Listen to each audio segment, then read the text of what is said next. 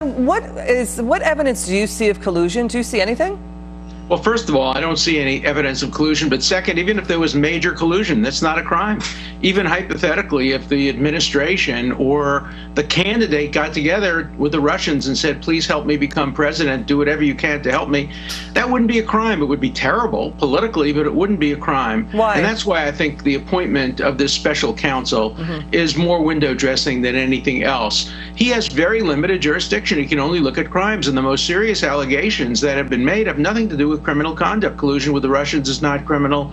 Leaking information to the Russians that may have hurt the security of one of our allies, intelligence services, that's not a crime. Firing the director of the FBI, that's not a crime. Wait, Alan, hang on just in a second. Why, the media is going hog wild saying this would be a crime, collusion, and we don't know what the nature of the collusion would be. I challenge anybody in the media or in the legal process to show me the statute that would be violated if there was collusion. Remember that Ronald Reagan colluded, you could say, with the Iranian regime before the election to make sure that the hostages weren't released until after he was in office. We've had many, many instances. It would be terrible politically, but unless somebody can show me a statute, the only way we have crimes in this country is to show a specific criminal statute, and it just isn't there. Mueller's known for his independence. Many are saying this is the right step at this point, Alan. Special counsels, it looks like they can pursue all sorts of leads, not even about Russia. I mean, remember the shady land deals in Arkansas led to sex scandals under Clinton, right? But those were all alleged criminal acts. And here, what we're talking about is political acts. Take, for example, what I think is the most serious charge against a sitting president, namely that he inadvertently dropped the name of the city that we collected information, intel, from about laptop computers and bombs.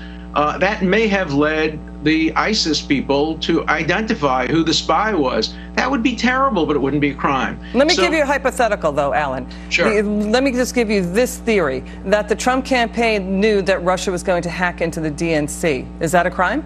No, I don't think so. Knowing is not a crime. If they helped them hack into the DNC, yes, that would be a crime, but I'm sure that didn't happen.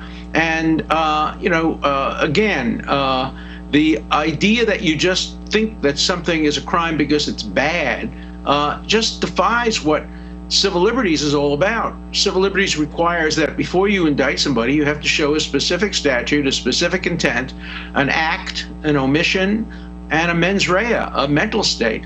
And I just don't see this at all. I think we're going to end up with a 2-year investigation. Maybe you'll have an indictment of Flynn or somebody else who's a former administration member, and then the president will probably pardon him. So I don't think we're going to go anywhere on this special counsel investigation.